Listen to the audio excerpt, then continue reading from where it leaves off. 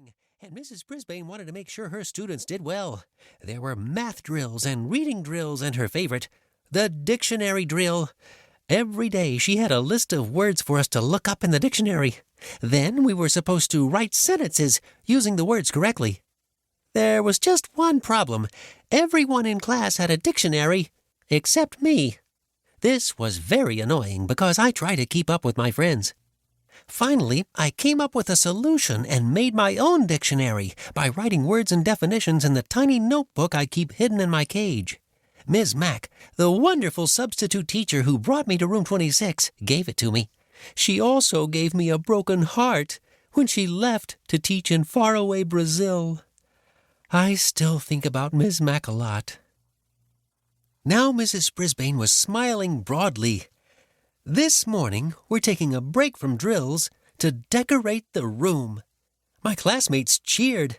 What does she say? Pay attention, Art Patel asked. Lower your voice, AJ. No test drills, AJ bellowed loudly. That got Stop Giggling Gail Morgenstern chuckling, and her best friend Heidi joined in. Mrs. Brisbane shushed everyone. Settle down. The theme of the day is Spring into Numbers. Now, let's get to work. None of us knew what she was talking about, but soon all my friends were busy with paper, paint, markers, fluffy cotton, string, and wire. How I wished I could get my paws on some of those things. While Mrs. Brisbane explained that the students were supposed to hide math problems in their flower, tree, and kite projects, I scurried to my wheel for a little exercise. Spring made me feel frisky and full of life. I spun faster and faster until the whole room was a blur, and then the recess bell rang. My classmates dropped their markers and construction paper and raced toward the door. Wait for the bell, Garth Tugwell was the first one out, as usual. For some reason, the bell surprised me, maybe because it sounded a little softer than normal. I guess it surprised Mrs. Brisbane, too, because she glanced at the clock and shouted, "Children, come back here!" She raced to the door and called the students back. It's not recess yet. I could hear them objecting. It was the bell, AJ bellowed. We'll miss recess, Mandy protested. But Mrs. Brisbane was firm. Once my friends were back in the room, she pointed to the clock. See? It's not time yet. She checked her watch. Not for another half hour. But the bell rang, Heidi argued. Raise your hand, Heidi, Mrs. Brisbane said, just as she's said hundreds of times before. Would someone like to tell me what just happened? Mrs. Brisbane's eagle eyes stared out at the classroom. April Fool! A voice called out. I heard that, Kirk Chen, the teacher said. It was you, wasn't it? Kirk was the class comic, but he'd been better lately about pulling practical jokes during school hours. I'm sorry, Mrs. Brisbane, Kirk answered, but it's April 1st, April Fool's Day. You're supposed to play jokes on people. Mrs. Brisbane asked him to explain what he did.